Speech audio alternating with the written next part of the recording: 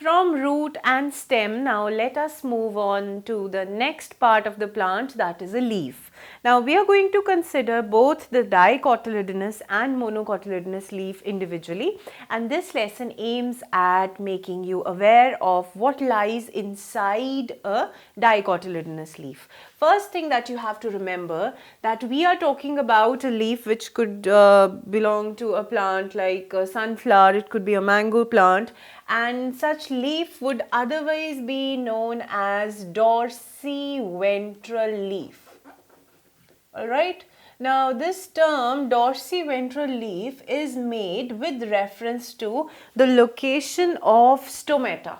Alright, we are going to come to this term, but for once let us understand that what lies in a dorsiventral leaf and how are we seeing this leaf. We are seeing the vertical section of a dorsiventral leaf. Now when I say vertical section, you must be aware that if supposedly I am holding it like this is a leaf, this would be this would be the leaf supposedly, and this is the structure of leaf. This is how leaves are present. See, like this. This is a leaf. You take that leaf in such a way that it appears to be a sheet in front of you. You have to see it like this. Instead of watching it like this, if supposedly you're watching it from overhead, you're seeing the upper surface. If you're looking from below, then you're seeing the lower surface. What you have to observe is that what lies between the upper surface and the lower surface, and that section would be known as the vertical section of the leaf. Now supposedly this is the leaf, you're seeing the upper part, the lower part, and what lies between these two parts.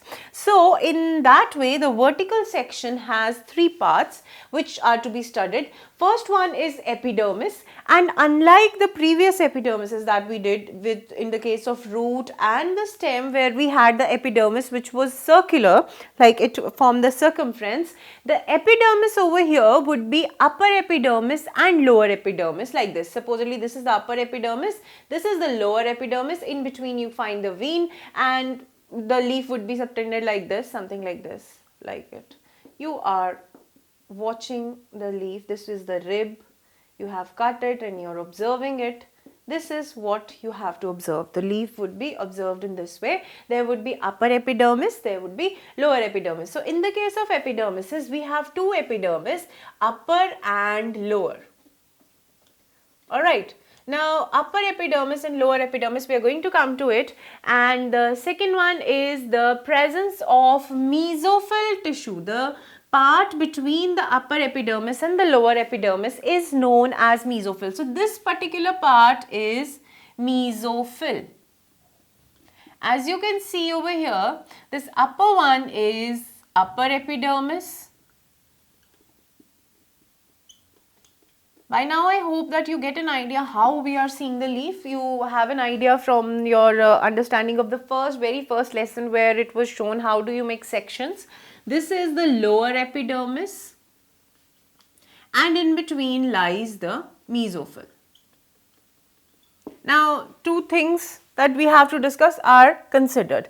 Moving further, what do we have next is the vascular bundles. So the vascular bundles would of course be xylem and phloem, and where they are located, let us see. Xylem and phloem. This is the vascular bundle which is surrounded by the bundle sheath cells. So we have vascular bundles over here. So in this way you represent a dorsiventral leaf, that is the leaf of a dicotyledonous plant in its vertical section. This is the way of representing diagrammatically a vertical section of dicot leaf. Now what you have to understand, that in the case of upper epidermis, the upper epidermis is having a single layer of cells which have chloroplast in them. The single layer of cells is covered towards the upper side with a thick cuticle. So we have a cuticle layer which is thick. Now because we are talking about epidermis, so we have to see that what is in store with the lower epidermis. The lower epidermis is also having a single layer of cells, closely packed cells, but we find firstly that the cuticle over here which covers the lower epidermis happens to be thin. Okay. Secondly, one point of consideration over here is while the upper epidermis might be or might not be continuous, the lower epidermis is having pores in it. That there are small spaces which are known as stomatal pores.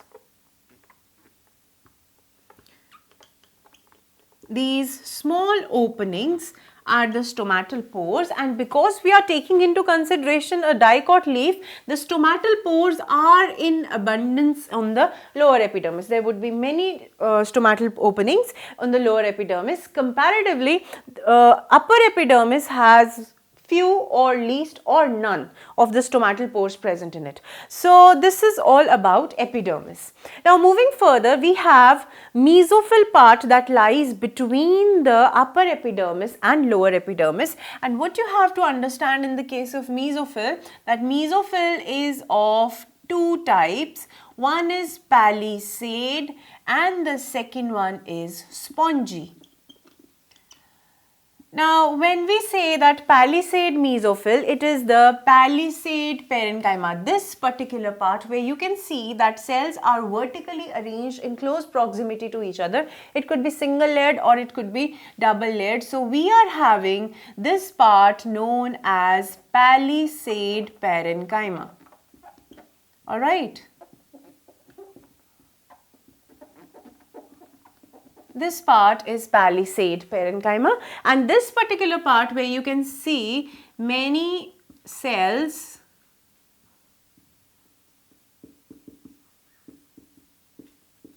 other term is palisade mesophyll, spongy mesophyll, or you can say palisade parenchyma or spongy parenchyma. What you see over here, that these places, these particular places, they are air spaces, they are empty. There is no presence of cells in these spaces. So we have air spaces present in spongy parenchyma. That is why it is called spongy, because you know in a case of a sponge, you have a little bit air spaces, and so is the arrangement that we have air spaces between the cells. The cells are not in close proximity to each other, but as you can notice over here, represented by small dots, this particular representation shows that these both palisade cells and spongy cells are rich in chlorophyll and they perform the function of photosynthesis. Now you might ask that why palisade parenchyma is so cluttered, or you can say why the cells are so tightly packed. The reason is that the upper surface of the leaf is subjected to sunlight, and these cells have arranged themselves in a crowded manner in order to carry out photosynthesis so that they can take maximum sunlight. The lower part of the leaf that lies towards the lower epidermis, that particular part has spongy parenchyma cells, again rich in chlorophyll, but these part of mesophyll, these spongy mesophyll cells, they serve the purpose of air exchange, and from where the air exchange takes place, that is known as stomatal pore. As you can see, the air spaces are in continuation with these pores, and from these pores the gaseous exchange takes place. Now what sort of gaseous exchange? You know, the main gases involved in the plant's life cycle are CO2, that is carbon dioxide, and oxygen, and of course one more, that is water vapors. Okay, so the gaseous exchange takes place from the stomatal pores. Talking about the stomatal pores which are present on the lower epidermis, the lower epidermis has specialized cells known as guard cells. Another point to be remembered. Okay, the guard cells which are present over here, it would be lining the stomatal pores. So you're going to find guard cells lining the stomatal pores, and these cells play an important role for the exchange of gases. So there is one specialized type of epidermal cell known as guard cell present around the stomatal opening. We have spongy parenchyma, we have palisade parenchyma which is part of mesophyll, and we have upper and lower epidermises. Now coming to the last part, that is the vascular bundles. This part is xylem. As you can see, the circular part is xylem. The lower one, represented by blue color, is phloem. So what you see, the thing to be remembered is that the phloem lies lower to the xylem. Okay, talking about vascular bundles, the thing that is to be remembered is that vascular bundles would be conjoint, collateral. You can remember these terms if you cannot recall by watching the lessons of previous class, and exarch.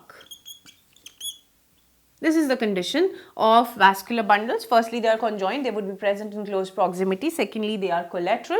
And thirdly, they are exarch. With reference to the protoxylem, protoxylem lies towards outside while metaxylem is towards the center. So, we have exarch, collateral and conjoined condition. Of course, they would be close because we do not see any secondary growth in the leaves.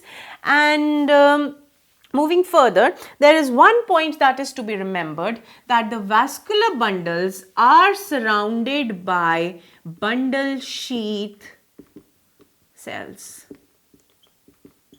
So, this circular arrangement that differentiates the other part of the mesophyll from the vascular bundle is known as bundle sheath. So, we are going to quickly revise what we have studied in the dicotyledonous leaf. First of all, it is a dorsiventral leaf, dorsal and ventral surface. The ventral surface has more of stomata as compared to the upper surface. We are talking about a leaf of, say, sunflower. In the leaf, we would find three parts: epidermis, upper and lower. In between, we find the mesophyll, which is again divided into two easy distinctions. One is palisade parenchyma and the spongy parenchyma. As the name suggests, palisade is an English word which says that the arrangement is quite close to each other. As seen in the case of books, you would go inside a library and you would find that books are arranged after one another. That is palisade arrangement. So is in the case of the cells, we have palisade parenchyma, and lower to that we have spongy parenchyma, which is towards the lower epidermis, which is rich in air spaces and cells which have chloroplast. These air spaces are in continuity with the stomatal pores for air exchange, okay, exchange of gases, and these stomatal pores are part of the lower epidermis. The cuticle on both the epidermis varies in the thickness. While the upper cuticle is thick, the lower cuticle is thinner. Now, coming to the vascular bundles are present in the midrib, basically part of the leaf, and they are surrounded by bundle sheath cells. In the vascular bundles, you are going to find xylem above while the phloem would lie below the xylem. The arrangement of the vascular bundles is such that we can term it as conjoint, collateral and exarch. And this is all that you have to learn in the case of dicot leaf, and do practice making the diagram so that you get a better hold of all the points that we have studied.